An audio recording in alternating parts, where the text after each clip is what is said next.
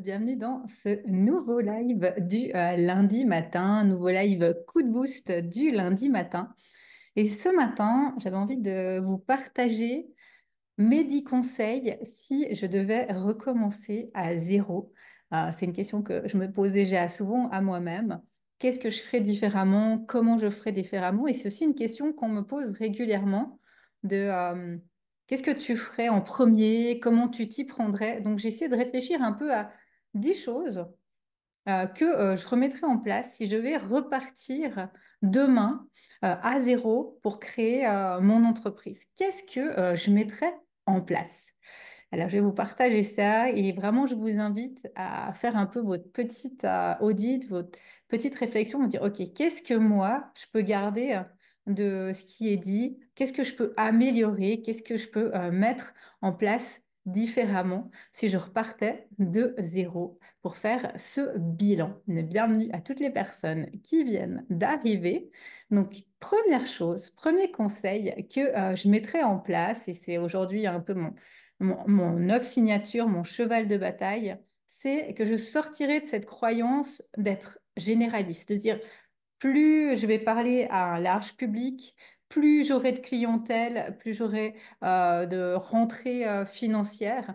Et vraiment, je sortirai de cette croyance que parler à tout le monde, vraiment, ça va m'amener plus de visibilité et j'irai vraiment travailler sur ce que je fais avec vous régulièrement aussi le lundi et ce que je fais avec mes clients en premier, c'est d'aller chercher son client idéal, chercher une niche précise, aller voir quelles sont mes zones de génie, quelles sont mes zones de compétences, quel est mon vécu, quelles sont mes envies, quelles sont mes passions et avec tout cela, aller me créer mon offre signature afin de rapidement me démarquer dans un domaine, dans un secteur et surtout de ne pas perdre de temps dans tout ce qui est de communication dans le vide parce que je saurai exactement où, comment, quand aller communiquer. Donc ce serait vraiment pour moi mon premier conseil, celui que je mets en place avec les personnes que j'accompagne, c'est de se demander, OK, si j'ai la croyance, il faut que je parle à un large public. Je me rappelle que moi, c'était la première chose que je me suis dit en sortant. Plus je parlerai à de monde, plus j'aiderai du monde. Aussi cette croyance que bah, je suis thérapeute, que je suis coach, il faut que j'aide tout le monde. D'aller couper cette croyance et vraiment de se spécialiser dans un domaine, dans un client cible, dans vraiment une spécificité qui vous tient à cœur, qui vous démarque et de pouvoir créer votre offre signature, pouvoir aller communiquer aux bons endroits pour ne pas perdre du temps partout et finalement parler à tout le monde, communiquer partout, c'est vraiment perdre du temps et aller nulle part. Donc c'est vraiment pour moi le premier, je dirais, plus important des conseils, celui de se spécialiser, d'aller vraiment dans une identité, une spécificité qui vous est propre.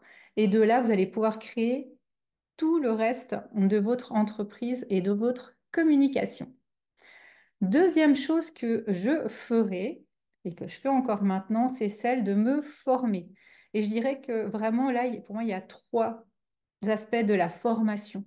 Donc vraiment, c'est de se former continuellement, de continuer à se développer en tant que professionnel, soit en lisant des livres, soit en allant à des formations, des conférences.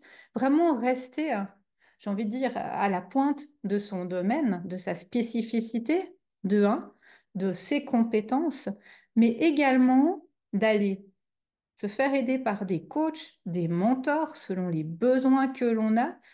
Moi, encore aujourd'hui, j'ai des masterminds que j'aime beaucoup, j'ai des mentors qui sont là pour continuer à m'aider à avancer et vraiment aussi d'aller se former dans des compétences que je n'ai pas, qui ne sont pas forcément euh, des passions ou en lien avec ce que je propose au niveau de ma spécialité, mais qui vont m'aider à avancer, à acquérir des compétences dans mon domaine. Ça peut être dans la vente, ça peut être dans le marketing, ça peut être dans la communication, ça peut être dans l'intelligence artificielle, ça peut être dans comment créer des formations en ligne. Vraiment, aller se spécialiser dans des compétences précises pour continuer à progresser. Petit warning ici, faites attention à ne pas tomber dans l'objet qui brille. Vraiment, de l'offre qui, quand on la voit, ça a l'air génial, magique, puissant et que ça a changé le monde vraiment.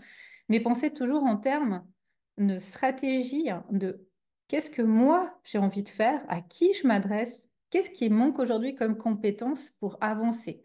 Exemple, à un moment, moi, j'ai voulu faire des formations en ligne. J'étais m'acheter une formation, comment créer ces formations en ligne. Et vraiment, faites attention, je dirais, à ça, à ne pas céder à tout ce qui brille, mais vraiment à aller dans l'achat ou la formation de ce dont vous avez besoin.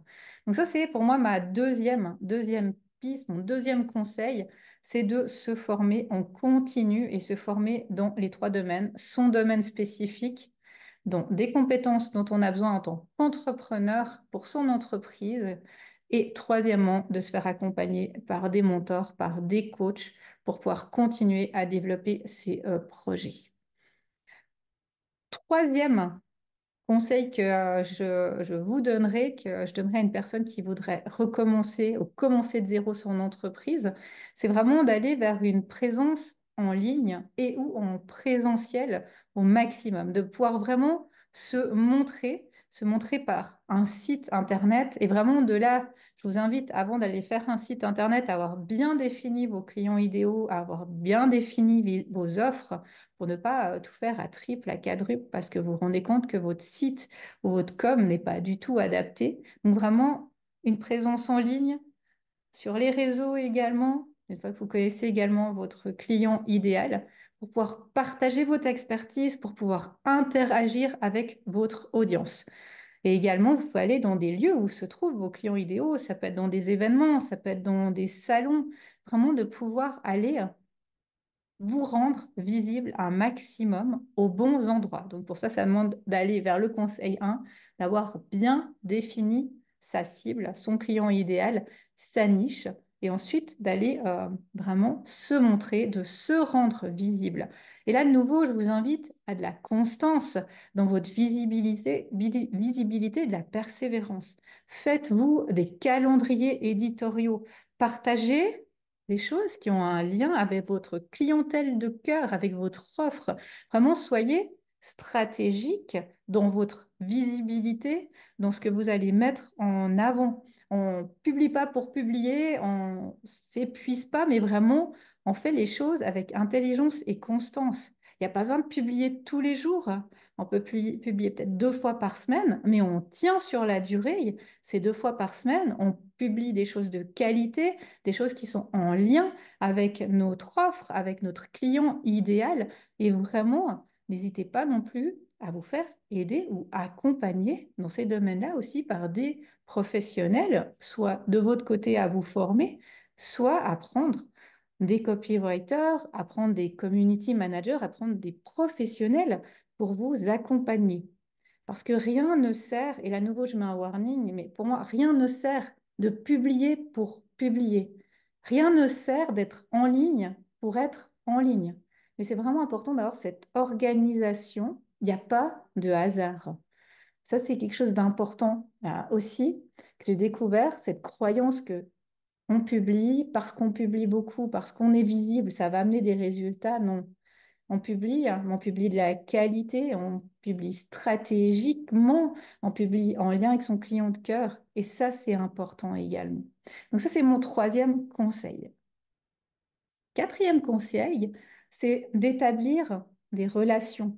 C'est de pouvoir réseauter autour de vous. De nouveau, ça demande de connaître son client de cœur, ça demande de connaître sa spécificité parce qu'on ne va pas réseauter aux mêmes endroits. Donc, vous dire, une fois que vous avez repéré votre secteur où vous voulez aller, qui vous voulez aider, qui vous voulez accompagner dans vos offres, où se trouvent ces personnes à qui je peux réseauter. Et aussi, avoir du soutien. Parce que je pense que ça a été une des choses les plus compliquées et auxquelles je ne m'attendais pas, c'est cette fameuse solitude de l'entrepreneur.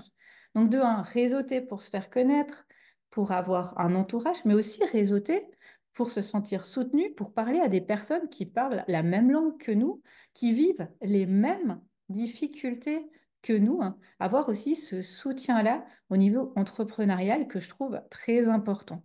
Ça va vraiment vous permettre de sortir de cette solitude de l'entrepreneur et également de pouvoir parler de ce que vous faites, peut-être trouver des collaborations, trouver des personnes qui pourront vous recommander, des partenariats, des opportunités.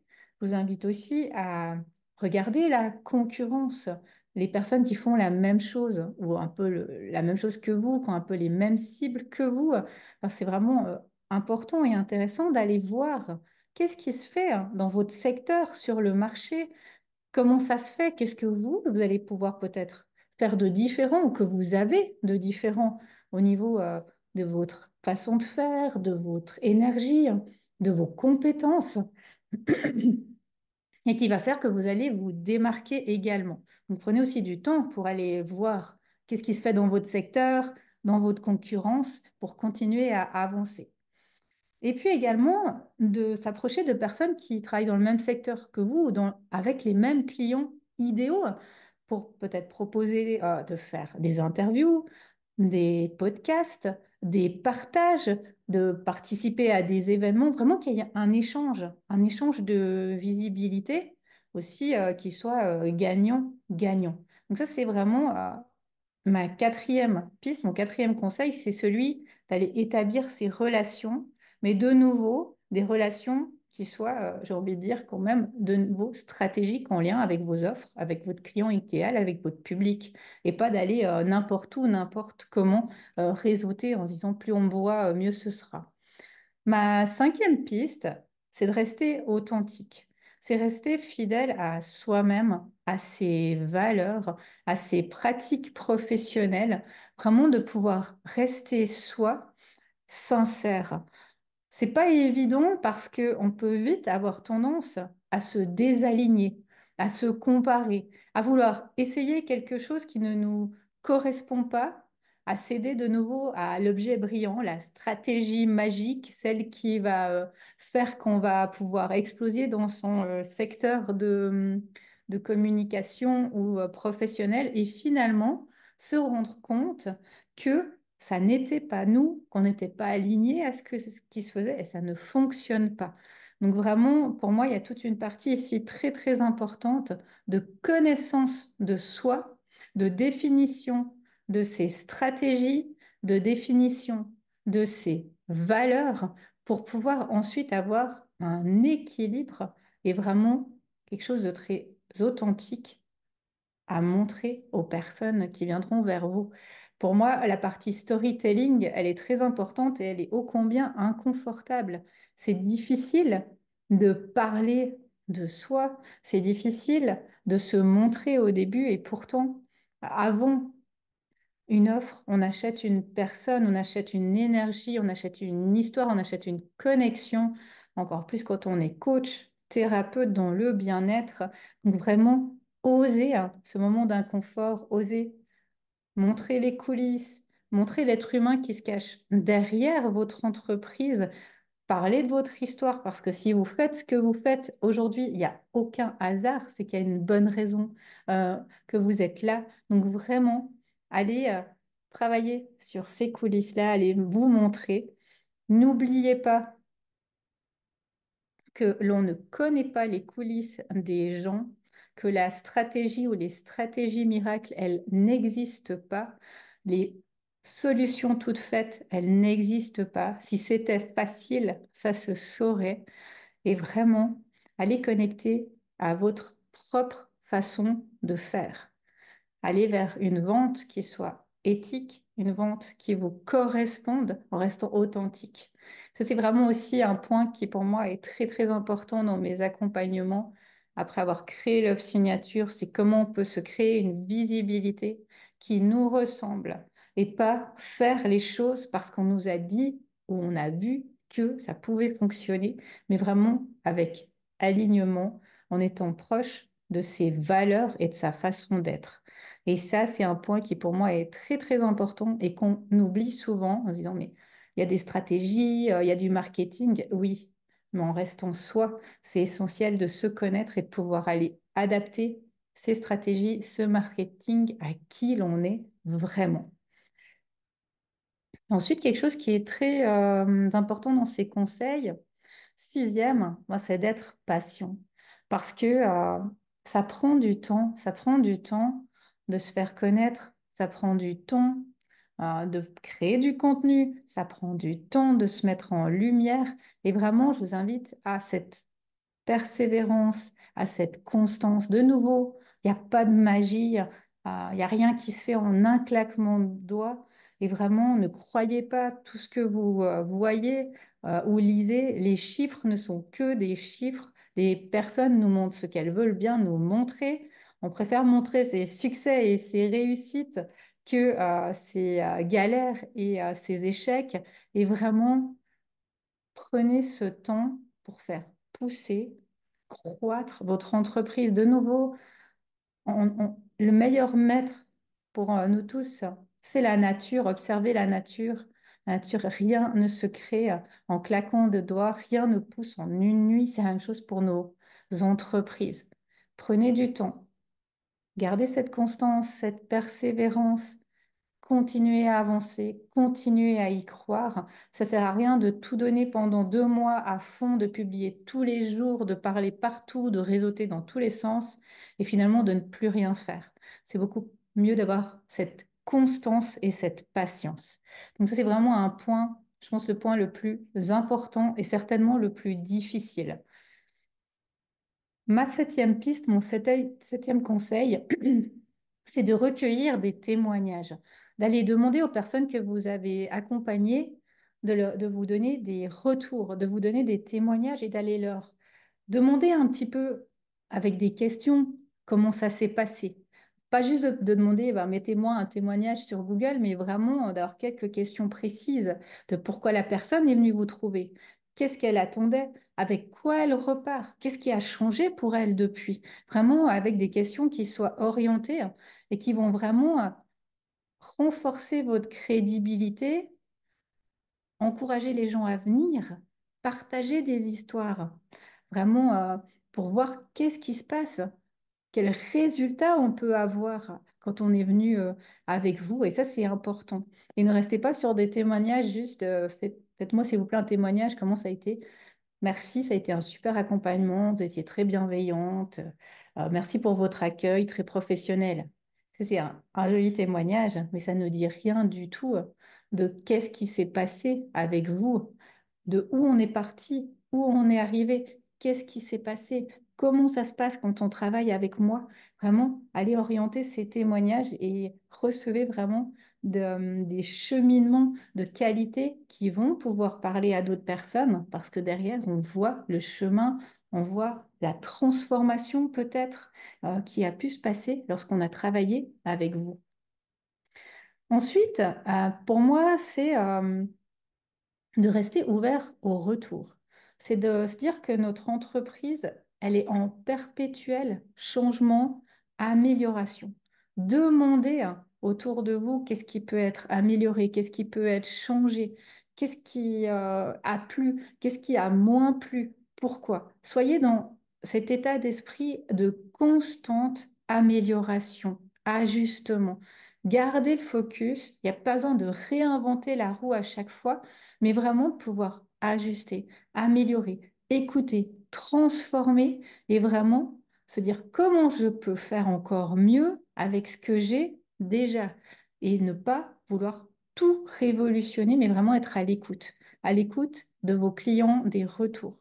Je le dis souvent à mes clients, mais vos clients, c'est eux qui ont les réponses à toutes vos questions. C'est eux qui peuvent vous dire les meilleures offres que vous pouvez proposer. Demandez à vos clients, écoutez vos clients, connaissez par cœur vos clients. Vous allez voir que avec leur retour, avec leur écoute, avec leurs mots, vous allez pouvoir vraiment avoir des offres, des prestations qui soient de qualité. Donc pour moi, ça c'est mon huitième conseil. Restez ouvert à tous les retours, restez attentif à tous les retours de vos clients pour pouvoir continuer à améliorer, à ajuster ce que vous avez déjà créé. Neuvième conseil, et pas des moindres, prenez soin de vous. C'est tellement essentiel. On est tellement tout feu, tout flamme quand on crée son entreprise, on est passionné, on pourrait mais vraiment remuer des montagnes. On a une énergie incroyable, on aime ce que l'on fait, on a une créativité débordante, on a des idées partout et on oublie de prendre soin de soi, tellement on a la tête dans le guidon, tellement on est à fond, on a 100 casquettes à porter quand on est dans notre entreprise, autant le fait d'être thérapeute ou coach que le fait de devoir faire de la pub, de devoir travailler sur les réseaux, que de faire son site internet, que de faire des téléphones, de la prospection, il y a tellement, tellement de choses. Et en plus, en parallèle, on doit gérer notre vie privée, peut-être notre rôle de maman, de femme, on a peut-être un autre job à côté en parallèle. Donc vraiment, prenez soin de vous, faites des activités pour vous, prenez des journées off, notez-les dans vos agendas pour avoir des plages, notez vos vacances également, parce qu'autrement, vous allez voir que vous n'aurez jamais de vacances si vous ne les posez pas. Vraiment, prenez des routines bien-être. Je connais beaucoup d'entrepreneurs autour de moi, d'entrepreneurs à succès, hein, vraiment, qui ont fait des burn-out, qui sont aujourd'hui encore pour certains en burn-out, qui se sont épuisés, hein, et épuisés par trop de passion, par ce manque d'écoute de soi. Et vraiment, je vous invite à vous occuper de vous. Si vous n'allez pas bien, il n'y a personne hein, pour vous occuper, pour s'occuper de votre entreprise. Ne l'oubliez pas. Sans vous, votre entreprise ne peut plus fonctionner. Donc, prenez soin de vous. Ça, c'est un des conseils, j'ai envie de dire le premier des conseils, c'est ça. C'est vraiment de faire attention. Attention de ne pas s'épuiser, s'organiser, vraiment organisez-vous. C'est essentiel. Du temps pour vous, du temps pour vos clients, du temps pour travailler sur son entreprise. Ne tombez pas dans ce côté, je prends des clients, mon entreprise, elle commence à cartonner, j'aligne les coachings, j'aligne les clients toute la journée, 5 jours sur 7. Le week-end, je suis épuisée, j'ai plus rien le temps de faire pour mon entreprise, j'ai plus de temps pour moi, j'ai plus de temps pour ma vie privée et je m'épuise. Vraiment, prenez ce temps de qualité. Je pense que ça, c'est essentiel pour que votre entreprise perdure. Et pas que coup, peut-être qu'il y a une explosion de succès ou de croissance, mais finalement, que l'épuisement ben, remette tout en cause ou vous fasse finalement couler, repartir à zéro. Et puis mon dernier conseil, mon 10e conseil, c'est celui de rester flexible. Quoi qu'il en soit, vous pouvez avoir mis tout en place, ça ne se passe jamais comme on l'avait prévu. Jamais. Donc soyez flexible.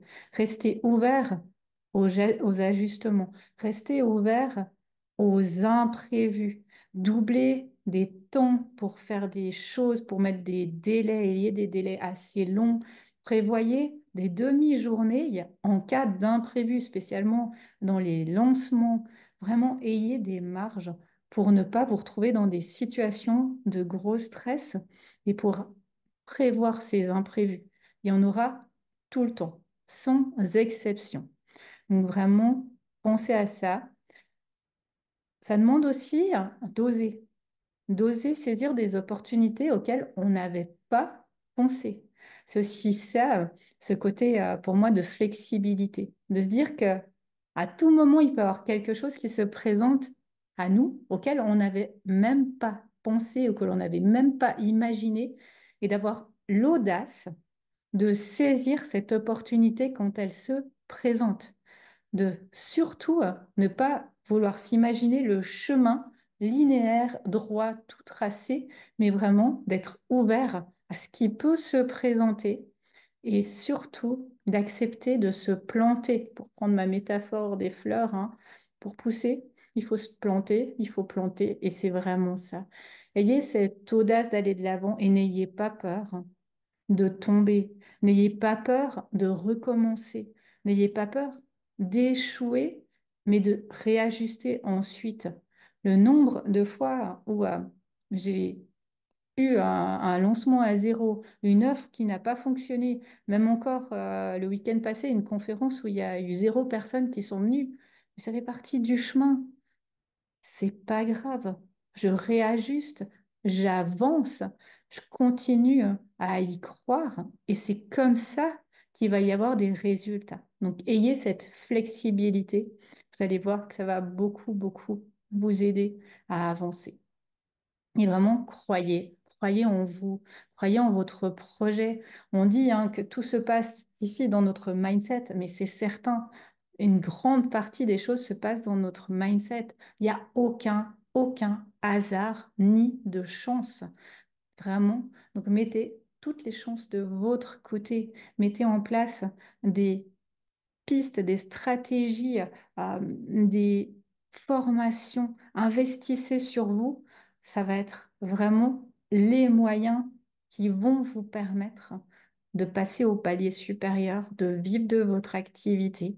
Vraiment, reprenez pour vous ces 10 conseils, posez-vous cette question. Quels conseils je pourrais mettre plus en pratique aujourd'hui dans mon entreprise? Lequel peut-être j'ai laissé un peu de côté? Ou quelles sont peut-être les croyances que j'avais un peu limitantes qui m'empêchent aujourd'hui d'avancer? Et je vais changer mon regard sur la situation, sur mon entreprise pour me permettre de passer au prochain palier. Dites-le moi dans les commentaires si vous le souhaitez, de quels conseils vous allez peut-être mettre en pratique de votre côté, ou peut-être quels conseils vous donneriez à un entrepreneur qui débute, qui est essentiel et que vous avez mis en pratique pour vous, qui a fonctionné, ou que vous avez peut-être pas, parce que c'est par l'expérience qu'on découvre hein, tous ces conseils. Moi, je ne les savais pas en débutant et qu'on peut avancer dans ces projets. Donc voilà ce que je souhaitais vous partager aujourd'hui. Si vous souhaitez travailler avec moi, il y a 3 possibilités de le faire. N'hésitez pas à me contacter. Vous pouvez soit travailler en 1-1 avec moi, en coaching privé, où on va aller durant 3 mois ou 10 mois créer vos offres signatures. Vraiment aller travailler sur votre niche, votre client idéal, vos offres et pouvoir la rendre visible avec les points dont on a parlé précédemment. Deuxième possibilité, c'est le mastermind. Si vous êtes déjà un peu avancé dans votre entreprise, dans vos projets, que vous souhaitez avoir du coaching privé et en même temps du groupe, hein, parce que vous avez besoin de ce côté entourage, réseautage, le mastermind sur 10 mois. Ou autrement, l'académie. Actuellement, vous pouvez faire des immersions offertes si c'est quelque chose qui pourrait vous plaire. Ici, vraiment, plus formation de coaching holistique pour avoir des outils de coaching, des outils holistiques pour l'ajouter à vos accompagnements en tant que professionnel du bien-être, que thérapeute, que coach. Et vraiment, petit à petit, vous créez votre offre signature. Donc, tout ça, vous l'avez sur mon site internet, christacoaching.ch.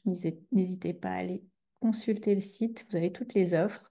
Prenez un audit offert avec moi de 30 minutes si vous voulez qu'on discute ensemble de vos projets, que je puisse vous aider en privé. Et moi, je vous retrouve lundi prochain pour un prochain coup de boost et je vous souhaite une magnifique semaine. À bientôt. Au revoir.